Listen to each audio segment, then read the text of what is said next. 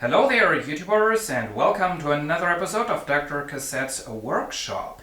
Today we're going to hopefully repair, a Yamaha natural sound stereo amplifier model A-720. There's all kinds of good stuff, Class A, lots and lots of features. This was definitely a higher-ended unit, and found this at the dump.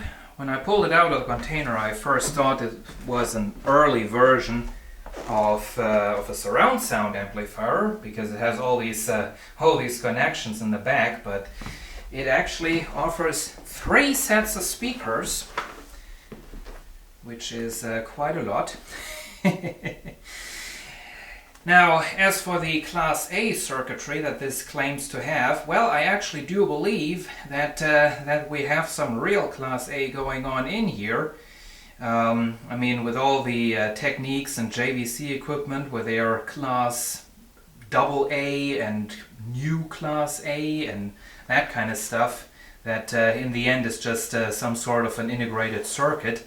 I don't really believe that, but in this one, as you can see, we're having a serious amount of power transistors, load resistors down there. So yeah, there's definitely quite a bit going on in this amplifier. We're having these super huge capacitors with a whopping 22,000 microfarads capacity.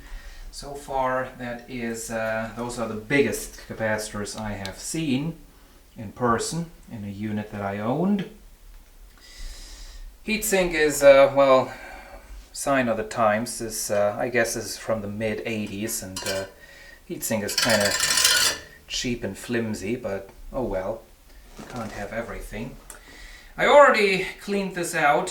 When I got it, there were tons and tons and tons and tons of dust in here, so blew that all out with a compressor, cleaned up very nicely.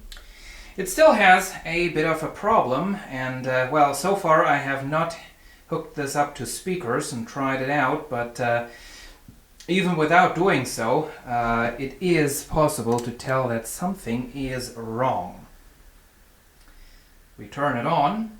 You can hear, hopefully you could just hear that speaker relay clicking. So that seems to be fine. We're getting a bunch of LEDs.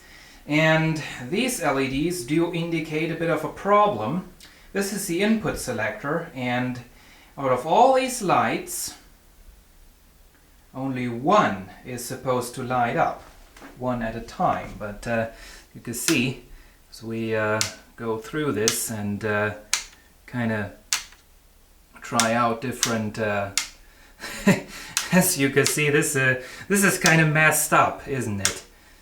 So that definitely needs some help, and I hope that a bit of contact cleaning spray is already going to be enough to fix that.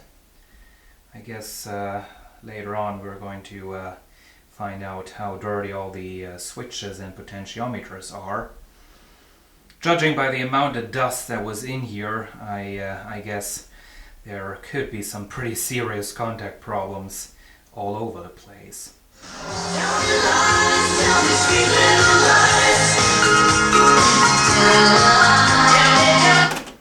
Well, it works. It definitely does, as you can clearly hear. It doesn't sound very good, but I guess that's due to the speakers.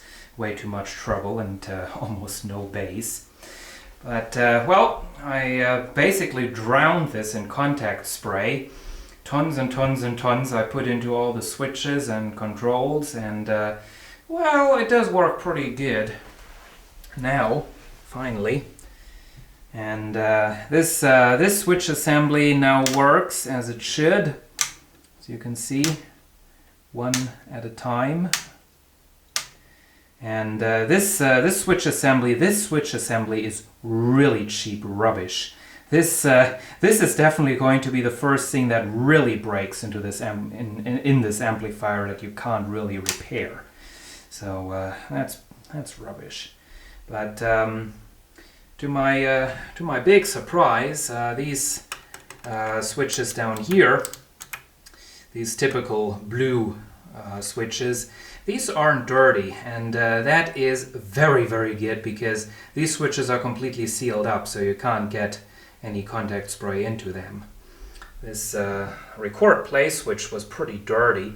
It's one of those, the switches right here, it's connected to over here using this flat thingy, mechanical setup, and as you can see, as I'm turning the knob on the front, it moves behind there, and that is still, I don't know, it needs oil or something, but that definitely doesn't feel quite right. But anyway, well, I thought I'd save ourselves a little bit of time, but you have to see a before shot, otherwise that wouldn't make any sense. So you can see we have these capacitors, these four. They are glued in place with something that has turned into a rather nasty substance over the years. You can kind of see it over there. It's also looking pretty bad. And this stuff, as I learned in a YouTube video, this glue, as it turns hard and starts looking like this, it can become slightly conductive, and we don't want that. So what I'm going to do is I'm going to desolder these four capacitors. I'm going to carefully try to scrape off that glue and just completely get rid of it. And talking of about scraping off things, same thing I'll have to try with all the rust that is on here. This has been sitting in the rain, which is pretty bad.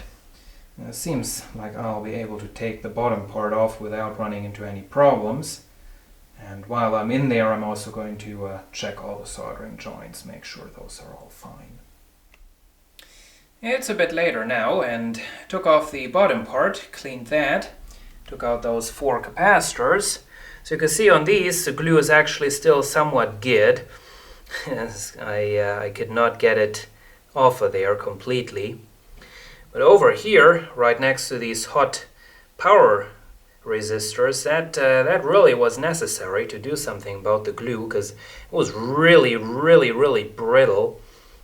It was just crumbling, and so you can see these resistors down there were buried by the glue, and those are actually looking somewhat messed up. So it's definitely a good idea to have a look at that kind of stuff. Also redid a bunch of soldering joints, and well, and there it is, the Yamaha A-720 amplifier.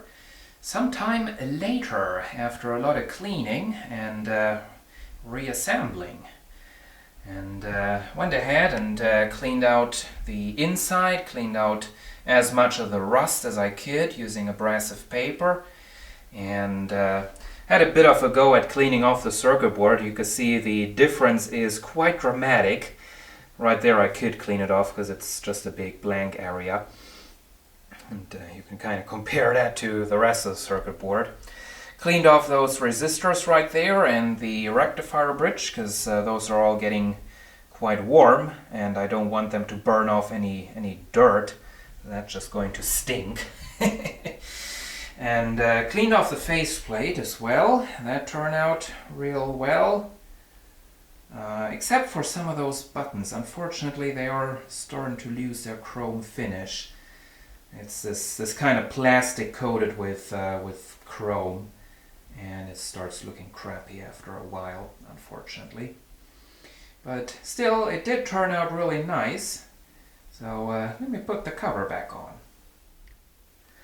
And there it is. And this is the way I found it at the dump, and I guess you'll agree that this does look quite impressive.